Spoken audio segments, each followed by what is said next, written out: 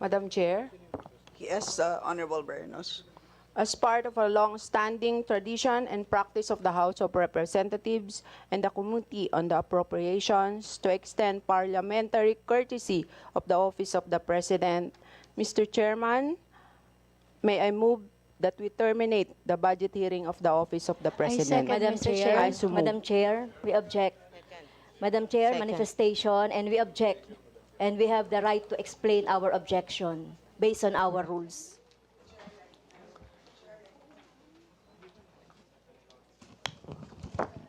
The chair recognizes Minority Leader Libanan. Thank you, Madam Chair. The minority wishes also to afford the same courtesy to the Office of the President. However, Madam Chair, in the spirit of democracy, three members of the minority would like to make some manifestations or questions, which it's up to the Office of the President to answer if it so desires. So, Madam Chair, before we decide on the motion, please allow the minority to make their manifestations, namely the Honorable Franz Castro, the Honorable Raul Manuel, and the Honorable Arlene Brosas, before we dispense with the motion, Madam Chair. We will allow 2-minute manifestations from each of the 3 minority members. Madam Chair. Yes. If we would like to proceed with that, those who seconded, those who objected, please, can we withdraw the objection so that we can make the manifestations?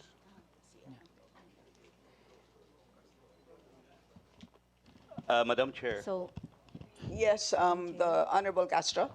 so we withdraw I withdraw my objection for the for the objection for the termination of deliberation of budget of the Office of the President, Madam Chair. Madam Chair, just manifestation. Yes, the Honorable Ungab. Is it possible that we first terminate or approve the budget of the Office of the President before any manifestations will be allowed? The hearing is hereby resumed. Madam Chair, may I be recognized? Yes, Honorable Manuel. Yeah, Madam Chair. Okay, before, sorry, I withdraw that. I will rule first on the pending motion.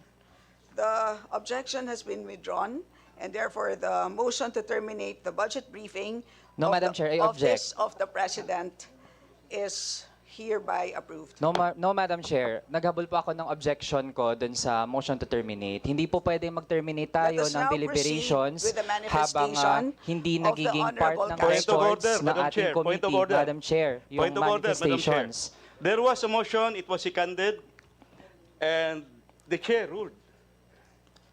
Madam The Chair, point objection of order. came after the ruling. So, Madam Chair, I think, but I leave it to the Chair to decide.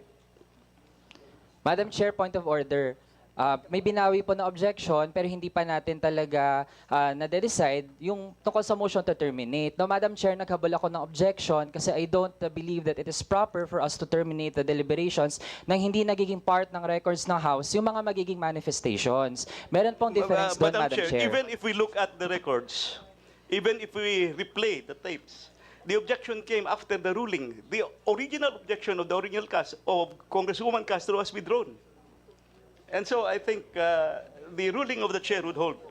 Madam Chair, point of order again. Nire-reload po natin yung deliberations. Again, we should give members the right and the time na maghabol ng kanilang mga objections. Hindi po pwede, Madam Chair, again, no, na minamadali natin ito. Again, Office of the President yung budget na pinag-uusapan. Madam Chair, I think there were 2 points of orders, and I request the Chair. Let us just have some order in the House, please.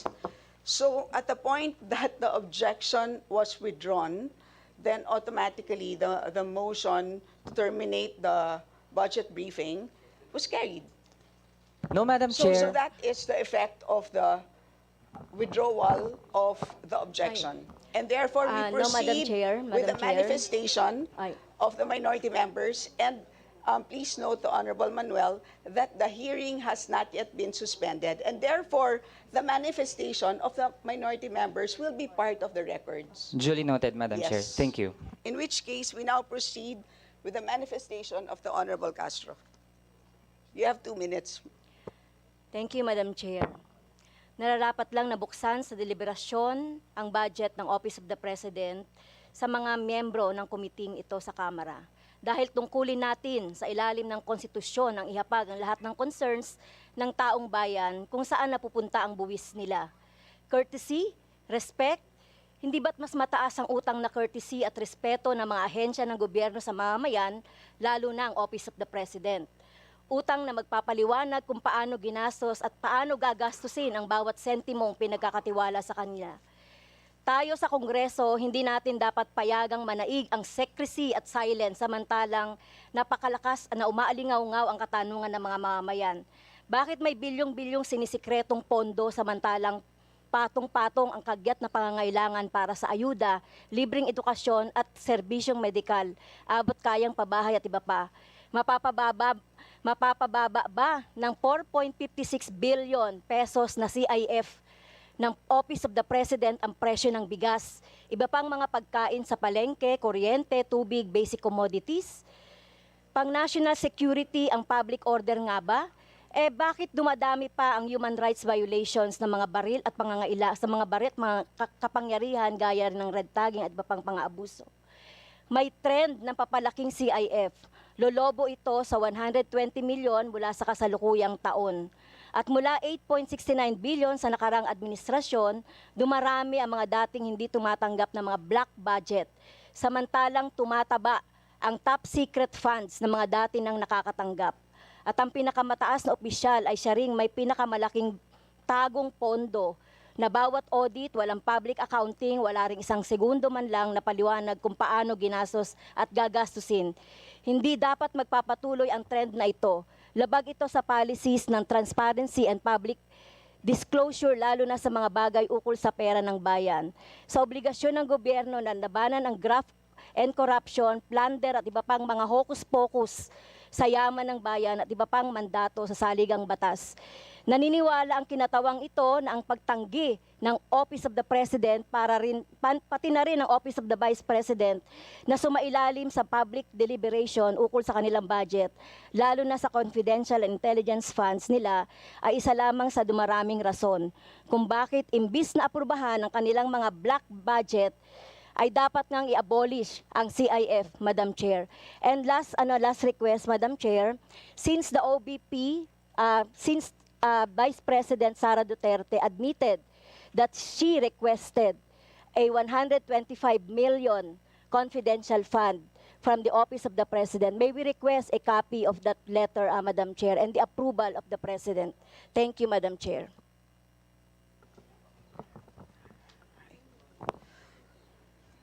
The chair now recognizes the Honorable Manuel for his 2-minute manifestation. Thank you, Madam Chair. Madam Chair, the highest form of courtesy in this country should be extended to the Filipino people. May karapatan po ang mamamayan na alamin paano ginagastos ang pondo ng bayan at yun yung dapat na manaig at all times. No? Galangin dapat natin ang karapatan ng mamamayan. And since the Office of the President and its the personnel are present here, nasa kanila na po yung burden kung sasagot sila o hindi doon sa ating mga i-raise na mga punto, Madam Chair. Regarding confidential and intelligence funds, for the record, marami na pong mga kababayan natin yung umaalma, Madam Chair, given yung record high na confidential funds pa lamang ng Office of the Vice President. But Madam Chair, kung i-compare natin sa confidential and intelligence funds ng Office of the President, di hamak na mas malaki, Madam Chair. 2.25 billion confidential funds, 2.31 billion intelligence funds, constituting 43% of the Office of the President's proposed budget. Thus, Madam Chair, also the Office of the President has to explain bakit inaprubahan ang 125 million pesos na confidential funds for the OVP kahit na wala po yon sa General Appropriations Act noong 2022. Also, Madam Chair, excessive travel expenses, 1.15 billion pesos. At yung mga nangyayaring Marcosian schemes at this present time, Madam Chair, yung gamit yung anti-terror law para mag-designate ng mga kababayan natin, mga rights advocates as terrorists. Also, Madam Chair, yung pagpapatuloy, yung pag-expand ng NTF-ELCAC, kahit yung sinasabi, patapos na yung armed conflict sa ating bansa. It's a form of encroachment sa ating mga civilian agencies. Patuloy na babantayan at tatakutin ang ating mga civilian organizations and individuals. At yung kaduda-dudang mga beneficiaries ng NTF-ELCAC na nagiging source ng korupsyon sa iba't ibang mga ahensya sa ating pamahalaan. And at the soonest time possible, we expect answers from the Office of the President. Thank you, Madam Chair. The chair now recognizes the Honorable Brosas. Thank you, Madam Chair. Madam Chair, 5 po yung punto na gusto natin itanong sa Office of the President. First, yung posisyon ng Pangulo sa panawagan ng signifikanteng dagdag sahod para sa mga manggagawa. Kasi wala pong tigil yung presyo ng mga bilihin eh. Pangalawa, ano po ang posisyon ng Malacanang sa mas epektibo at masaklaw na price control sa mga batayang bilihin dahil hindi po sasapat yung EO39. Dahil meron pong 43 pa na mga basic commodities na magtataasan, sabi ng DTI. Pangatlo, gusto po nating malaman yung hawak na bilyon-bilyong unprogrammed funds at special purpose funds na nasa loob ng Office of the President. Ika-4, gusto po natin makuha yung paliwanag sa fund transfers sa NTF-ELCAC Secretariat at sa Anti-Terrorism Council kasi hindi po ito maliwanag sa taong bayan. Ika-5, maungkat po natin yung foreign travels ni Pangulong Marcos Jr., gayon din ang paggastos ng pondo para sa gender and development programs. So, Madam Chair, habang matinding gutom yung inaabot ng ating mga kababayan sa ngayon, lalo't wala namang signifikanteng aumento sa sahod, kulang na kulang yung 40 pesos na aumento. Sa NCR, pambili ng bigas, kahit pa may price cap dito. Hindi na reasonable ang sobrang taas ng presyo ng mga bilihin. Marami pong pwedeng gawin ang Pangulo para ibaba ang presyo ng bilihin at hindi rin kasama doon ang buwanang biyahe sa iba't ibang bansa katulad ngayon na nasa Jakarta ang Pangulo.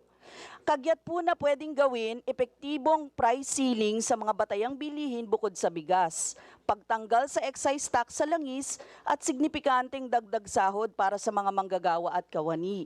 Dagdag pa, Madam Chair, yung mahigit 4.5 billion na confidential and intelligence funds ay bahagi lang ng mahigit 1 trillion na pondo na kokontrolin ng Pangulo sa susunod na taon.